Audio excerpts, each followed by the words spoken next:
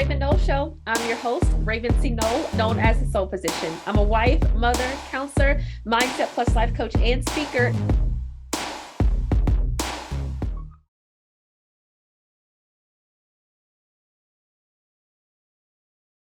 Hey, Latia, how are you? Hey, good to see you, Raven. Thanks for inviting me. This is good. Yes, I'm so excited to have you on. I love your backdrop. That's really cute. Oh, thank you. The ambiance. The ambiance. I love yours too. So you better brand yourself. Let me tell you Thank something. you. You better put it everywhere. Let them see Raven. You better let them know who this is. Thank you. Thank you. I'm Love it. excited to have you on the show today and to interview you because you are always just a ball of just fire and joy all together. Like your personality Oh, is just that combination. It kind of explodes. oh, yes. Thank you so much. Thank you so much. I'm just glad to be able to be here. It's not too often where you may have interviews or talk with people that are so rich and have so Oh, much depth when it comes to like life and business and love and spirituality.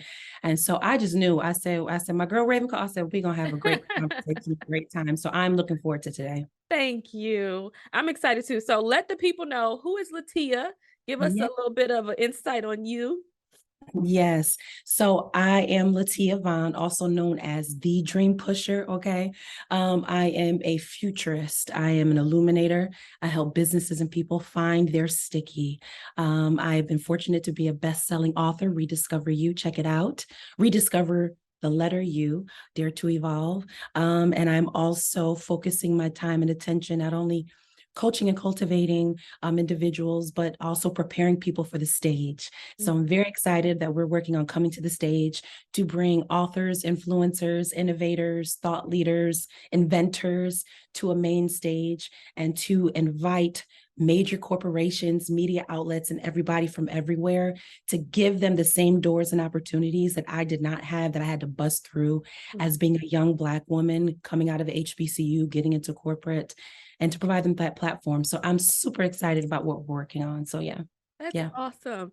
So let us know, how was that journey for you? Because I know you've shown up in different capacities. You've had speaking engagements here and speaking engagements there, and just different sectors of influence. And then coming from corporate America, how did you know that this is what you wanted to do? So, in transitioning from corporate America and to have my own business, it Mhm. was a huge faith leap and a faith move, because when we're in corporate, we have that comfortability of security, right? Mhm. And but it got to a point in my corporate career, even though I loved it, I love the roles that I played, I love the impact I was able to make. Yeah. But sometimes there is a cap on innovation. Mm. Sometimes there is a cap on having to go through so much red tape in order to bring something to pass that Yeah. as a whole will be super, super beneficial, in the growth and the personal development, the professional development of their employees, which are, by the way, their greatest assets, right? Okay. For any corporations that are listening. So once I knew that sometimes you hit that ceiling with innovation, I started to say, how can I serve in a greater way, Mhm. right? Other than just this one corporation, and being able to reach more masses to allow people the opportunity to grow and to develop and to connect and to really show up as their best selves. Because let's just be honest, if you're not happy in your personal life, if you don't have the biggest issue that I find sometimes is having success without fulfillment. And we Mm. see it so much on Yeah. social Yeah. media. I have success. I got this trophy. I got this. I got this. I got the yachts. I got Yeah. this. But there's really no fulfillment. But if you can merge the two and I can be successful in whatever path that is, whether it is corporate or entrepreneur or I'm in ministry, but also have a fulfillment, which means I'm putting more of who I am into what I do, then there's a greater level of feeling and sensing and knowing that I'm living my best life, that kind of thing. So Mhm. that was the reason why I caused myself to, it was time for me to kind of switch Yeah. roles to serve in a greater way. Yeah. So for you, making that leap or taking that step forward in doing your own business or kind of putting yourself out there or marketing yourself, what are some things internally that you kind of came up against to be able to be confident enough to say, here's what I offer, or hey, I'm pitching this company or whatnot to bring me in? So the things that I had to do and or overcome to make sure I can show up in a space to say confidently and say, this Hmm. is who I am and this is what I do. Yep. Okay. I first had to show proof of concept, Mm, right? There's a lot of people out here, and let me put this caveat out. If anybody's listening and may feel discouraged, there could yeah. be a million coaches, there could be 1,000 people doing the same thing, but God has put something so uniquely special inside of how you give it, Yeah. how you live it. And is that's just je ne sais quoi, right? And we just got to find that so that we can communicate that. So I Yeah. first had to show proof of concept, and proof of concept meaning results. Hmm. Okay. Hmm. And then I had to be able to market and brand those results to where it translated here. And why do I say that? Because what I oftentimes see in these spaces is that there are a lot of coaches or people that want to be more front facing, like you say, Yeah. and they have results, but they do not know how to communicate them in a way that translates and then can convert Hmm. people who are listeners to now become buyers or to now become a part of your community. So Yeah. first results, if you want to get into any corporate space to where you're training or teaching, even some of the things I do now, you need to show results. It has to be Mhm. bigger than just being inspired, but have I been able to measure and drive results in a person's life or in a business's life? And then from there, being able to posture it in a way, package it in a way to Mhm. where it is sticky to Mhm. the people that hear, to the people that see, to the people that comes across your page, right? Mhm. Your business card, Yeah. for them to be able to say, you know what, I like her, I like Raven, I need to go ahead and sign up for her course. Mhm. Mhm. So for Mhm. you specifically, were there any things internally that you've ever had to kind of process through or maneuver through when it came to standing firm and confident in who you are today and how people see you? Um, I would say the biggest thing I had to overcome is imposter syndrome. Mm. And I Okay. think so many people, I don't care how much money you have, in some shape, way, or form, they will wrestle with a form of imposter syndrome. Mm. So I personally wrestled with that. If I had to go a little deeper, one of the things I wrestled with when I first started was the fear of rejection. Mhm. Mhm. And I had to come into a realization and a knowing that it is okay that, how can I say this in a way that's very PC? Um, try not to be cutthroat out here, right? You have to be able to be so sure. That's how I want to say it. You have to be so sure in your identity Mhm. and what you serve the world with and what you offer up, that Mhm. regardless if somebody wants to partake in your plate, it Yeah. doesn't matter, because there are thousands of other people that wants to feast with you, that wants to sit with you, that wants to buy with you. But I think at the root of it, it is rooted in identity and knowing who I am. Because if I Yeah. don't know who I am, every little thing and advertisement and person here will lead me everywhere. And then when I'm serving up a plate that is not mine, come on, that is Mhm. not recognizable to how God identified me to be, Yeah. Mhm. then I would just be recycling that form of rejection Yeah. and rejection. And then now I'm self-afflicting myself. That is synonymous with that word. So now I'm beating myself up for Yeah. taking so long. And now I'm beating myself up for why I did that. So I think that the way I was able to overcome rejection and that imposter syndrome Yeah. is make sure I'm rooted in who I am. And that is my Mhm. identity. Mhm. I love that. I think it's so important for women to put more emphasis on building their identity because I feel like there's a lot of false things that we see online that we Yeah. feel like is in our grip or we aspire to, but those things are really surface compared to what's sustaining you to be able to continue this journey because I know you said too, you felt like you had to really knock down doors for yourself. You didn't Yes. necessarily have that person opening the doors for you. So I'm sure there's listeners who feel like, why is it so hard for me and it's so easy for others? Have you ever Right. had to experience that? Yes. Okay. It always appeared that with certain people, it was easier for them people that may have been born with a silver spoon in their mouth, people that may have just been born with certain types of connections. Mhm. I have one girlfriend who her father was a lawyer, and one of his top clients was Coretta Scott King and all of these major people. So she was born into that legacy, born into that. Yeah. Um, but let me tell you something that I realized was wrong thinking. Okay. Mhm. Life can either be for you or against you. Mhm. And one of the biggest decisions that you can ever ask yourself in any scenario is, do I live in a friendly world or a hostile world? Because Mhm. it will shape your perspective.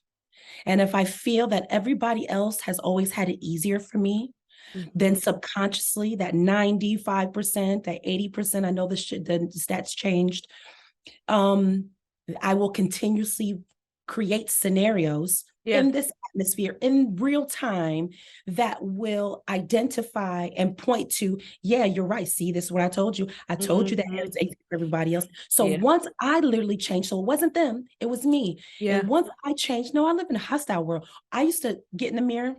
I say, oh, I got a microphone. Oh, people love Tia. Oh my gosh, they need. Let me tell you something. They need what Tia has. Oh my gosh, I Yeah. think I used to declare I am always in the right place at the right time, doing the right things for the right Mhm. people. I'm always in the right place at the right time, saying the right things to the right people that will get me to the right place. And do you know the Yeah. very day that I started to declare that, she's now my mentor now, but Mm. I was in San Diego. I just had my son 5 weeks prior from major surgery. And I started to declare that, and I was walking through the hallway because I was dealing with imposter syndrome. My Mm. husband and I was in a very tough financial situation. I scraped coins just to even get here because I had a conversation with her, and she says, "You're going to be here, right?" And I'm like, "I got to be there. I got to show up." Yeah. So I Yeah. scraped to get there, to get my hotel room. And when you get to a certain place, when you may be around people that Mhm. are, I mean, they were just dropping like 30 grand for these programs. They was just dropping 25 grand. And I started feeling less than of because Mhm. of where I was in the moment. And I remember walking down that hall, and I started to declare this. And I declared it. I got in the elevator, and I got down in the elevator. Do you know, the very day I started declaring I am always in the right place at the right time, saying the right things for the right people that can get me to the next right place, do you know Mhm. her business financial partner, out of thousands of people that was inside of this conference, Wow. before recess, walked down and was walking through the crowds Yeah. and me out and says, "Who are you and what do you do?"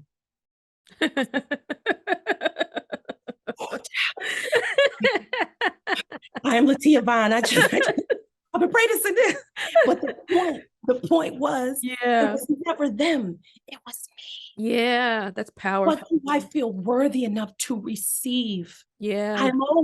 You are always, whoever's listening, on the right place at the right Mhm. time. And then Mhm. your living experiences will begin to confirm that. Your reticular Yeah. activating system will begin to agree with that. And Yeah. so it'll continue to bring more situations, scenarios, and people that will reaffirm that belief that you receive. Mhm. Mhm.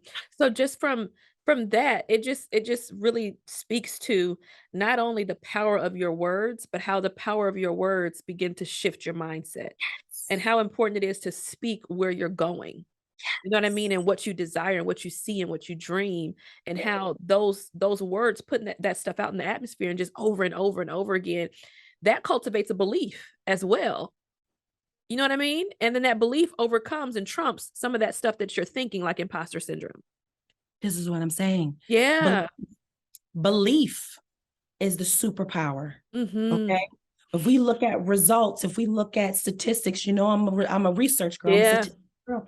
When they say 30% of all medical miracles was not because of the medicine itself, it was the belief in the healing, Mhm. the Mhm. belief in the healing. It Yeah. was the belief. So a lot of us, if we're honest, don't have a faith issue in God. We have a belief issue in Yeah. ourselves. Yeah. Not that I Yeah. don't, I love God. God, a lot of these people that faith-based communities, they believe God can do it. They Yeah. believe in God, but that's not the issue. The issue is self-belief, Yeah. Yeah. because Yeah. we limit our God nature to create, and to build when we Mhm. don't believe in ourselves. And I really believe the faith community has created such a dichotomy and a spiritual schizophrenia in believers, Yeah. because we read this stuff, we're saying, God, I'm nothing, I'm nothing, I'm nothing, I'm blah, blah, blah, blah, blah, blah. Yeah. And because of that, we cannot build or create in the natural what Mm. God has given us in the spiritual to manifest on earth. It's a Mhm. belief issue. So you hit it right on the head. And the Yeah. belief is stirred based on your feeling. So it's not enough for Yeah. us to just say declarations. You say it until something sparks, until Mhm. something starts to create a joy, and until an anticipation. Yeah. And that is what we're missing. And then you take that, you hold on to that, and then incorporate things in your life to make that belief grow even more. Yeah. Yeah. That's powerful. Belief. Absolutely. So how does someone who has never stepped into that understanding or that mindset of belief, you know what I mean? They've always thought of themselves as, "Oh, I'm just humble, lowly me. I'm just trying to do what the Lord told me to do," and, you know, all that good stuff. Singing Yet them Negro spirituals. Mhm. but it's Mhm. almost Yeah, like there's a fight because you have this lowly, humble me, and then you have this person who's like, "But I there's something in me that says there's more." that's it. You know what I mean? How do you go from here to there though?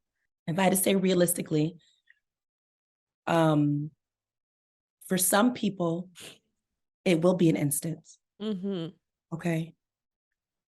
Sometimes people say it took me 20 years to change, Yeah. and it doesn't. It took you 20 years to finally make the decision to change.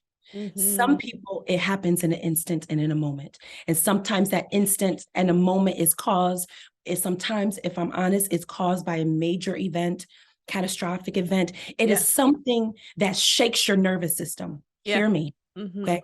And there's different ways that happens, that your nervous system is shaken. But Mhm. if you can find a way from without tragedy or trauma, that you can reshake your nervous system, that you can shift your physiology for you to Yeah. start to come to a belief, then you can get further and further to that scale of believing in myself and being able to create.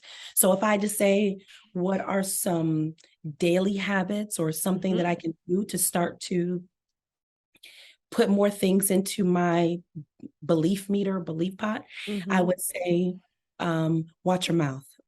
That's a good Watch that stinking mouth, okay? one. Because we don't realize how we come across and what we create based on, we say death and life and the power is done. We know that. Yeah. But I don't think we don't know to the category Mhm. of how important that statement is. Okay. For example, when you say, I don't want, Mhm. I don't want this, I don't want that, or to your husband, or I don't want this in a husband, I don't want this in a man, or I don't want this Yeah. in a job, I don't want this in my bank account. Okay. Your brain is calculating the actual item. Mhm. Mhm. Hear me. Okay. So even though he says, I don't want this, I don't want this, I don't want this, I don't want this, I don't want this, but Mhm. your brain is calculating this. Mm. You Mhm. understand what I'm Mhm. saying? Mhm. So when my husband and I, to put it in plain English, I stopped saying things like, can you stop leaving the toilet seat up? Can you stop doing this? Can you stop doing that? Instead, I would affirm the things that I do want, so that don't could stop coming out of my mouth. Yeah. Yeah. I'm so glad you put this toilet seat down. Thank you for thinking of me, or thank you for, locking the screen door. I would just say things that I do want. So my brain is receiving the wants, the Yeah. wants, the Yeah. wants, Yeah. the wants, Yeah. the wants. I get So that. so watch your mouth. And then other than that, I would say being so self-aware about where you are um, Mhm. in your life, and how much space you give negativity to in your life, Yeah. whether it's from people or wrong connections or relationships, expired friendships. Mhm. Mhm. That will get you more closer and closer to the belief meter. Um, if you have people around you that are cheering you on, that don't think your dream is too big, Mhm. that's not saying, girl, you're doing too much, but they were Mhm. saying, girl, that's it. What else you got? Yeah. What else? I'm so excited. Because that's gonna, again, that community is super, super important, as well in fostering that success. Yeah.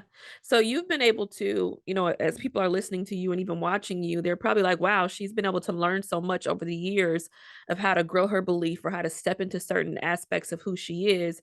But as far as your own journey, how hard was it for you to actually learn these lessons to be able to show up today and be like, okay, this is what we have to do, X, Y, and Z. But how hard was it for you to go through these things to be able to learn these life lessons?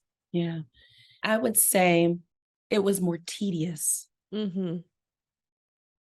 because I did not realize how often that I was speaking in a opposite way of what I wanted. Yeah. So I had to keep catching myself. So it wasn't the fact that in our conversation, of course, I can speak want. But Yeah. when I'm talking to the kids, I'm not saying no all the time, don't touch that. But I am saying, here, this is what you can touch, or this is what you can do. So it's more tedious being super self aware of catching myself Yeah. and learning the art of recovering faster. Mm, love that. You get what I'm saying? The faster I Yeah. can recover from some of the things, because it doesn't mean we'll be perfect. There'll be times when we catch ourselves. And then Mhm. also my husband and I, we says, okay, what do you want? Don't say what you don't. What do you want? The faster I'm able to recover, the faster I'm able to get myself back on track. Yeah. So I would say not necessarily hard, but I would say very, very tedious Mhm. until you get into that routine of speaking a different way. Yeah, yeah. Okay. Yeah. So as you've kinda journeyed through all of this, how do you feel like it's been beneficial to you as a female leader and a woman of influence and someone who coaches women? What are the benefits of the life lessons and different things that you have to go through? How does that benefit you in what you do professionally?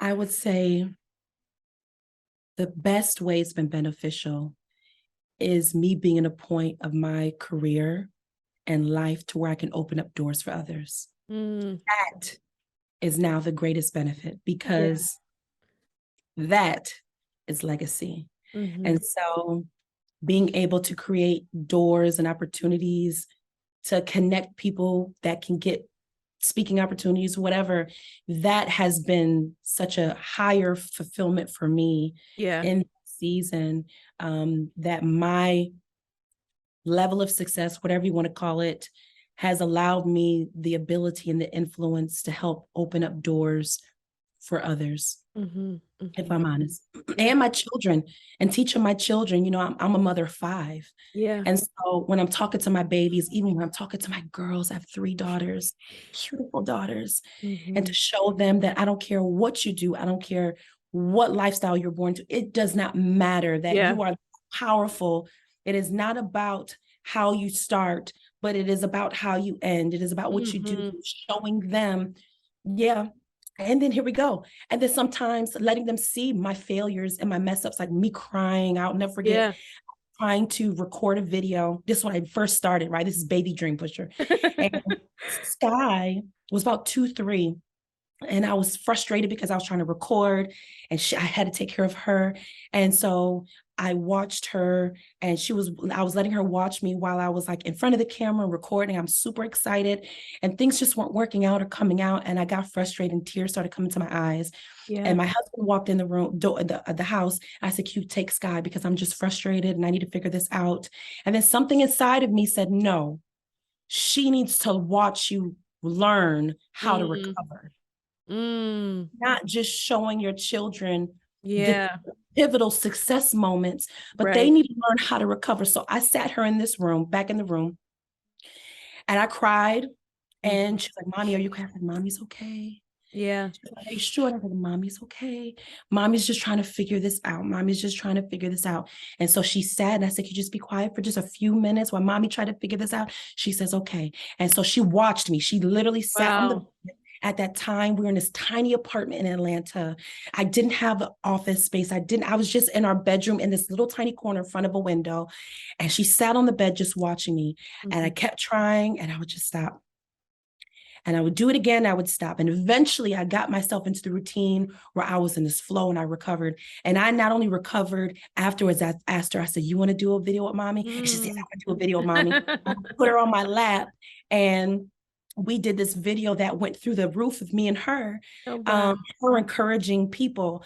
So I had to teach my children how to recover. So he says, what is the greatest things in overcoming and becoming this is teaching my children and being able to open up the doors for others. Yeah, Yeah. I love that. This is awesome. So that brings me to my last question I ask Yeah. everyone on the podcast. Come on. And it is, what is the cost of relevancy and influence? I'd like to buy a vowel, please.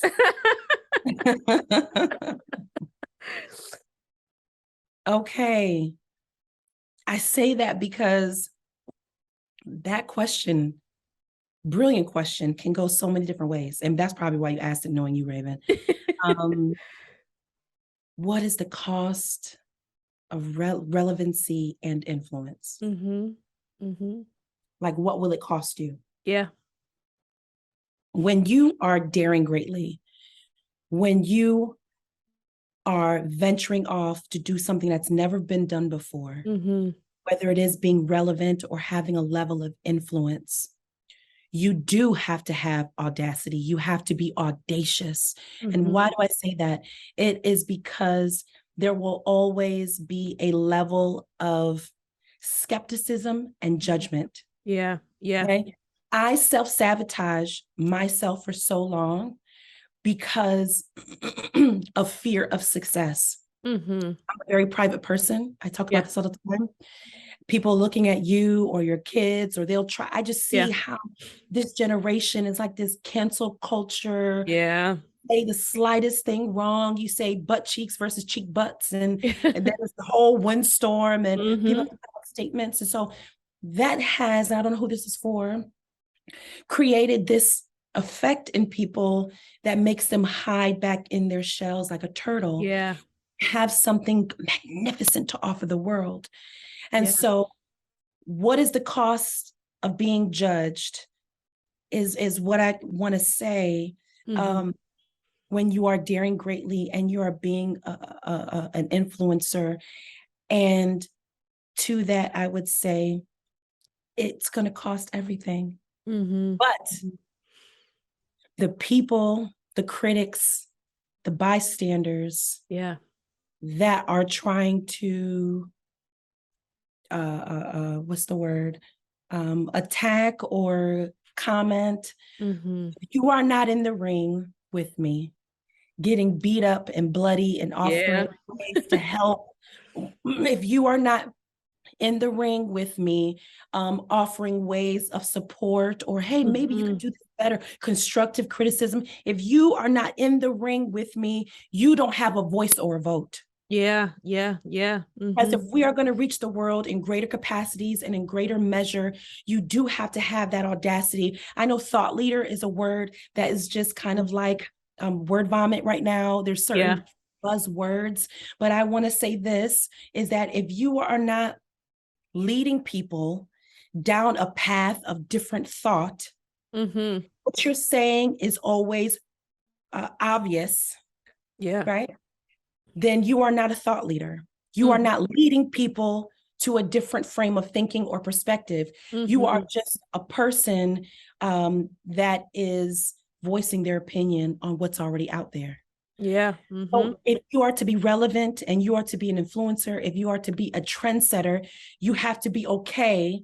You have to be okay with the yays and the nays. Yeah. Mhm. Continue on the path regardless. Yeah. As Yeah. long as you are still looking at what you're doing, you're always looking for ways to be better, measuring your efficiency, measuring Mhm. how I can have better customer support. If I'm always going back and to making sure I'm doing whatever I can physically do possible to allow what I've created to evolve, then Mhm. all the other voices don't matter. But the Yeah. only people that will be able to partake with me in the wins and in the feast, when God Mhm. prepares the table in front of everybody, are Yeah. the ones who have been constructively criticizing, giving ways for support or opportunity. For Mhm. those who are not in the ring with me, getting bloody and beat up, trying new things, trying Mhm. processes and different procedures, you do not have a voice or a vote. And there's so many Yeah. influencers and it's just what I feel, Raven, and you can tap in. Yeah. There's so many people that we see it that may be introverts and they have something magnificent to offer the world, but they are Mhm. so afraid of what Yeah. people will say, or will it be Mhm. received, or will rejection come into play? Yeah. But you have to be steadfast. You Absolutely. have to be audacious, Mm. regardless of who's to come. So that's the long way around it. I don't know if I answered your question, Raven, Yeah, if I'm yeah, honest. yeah.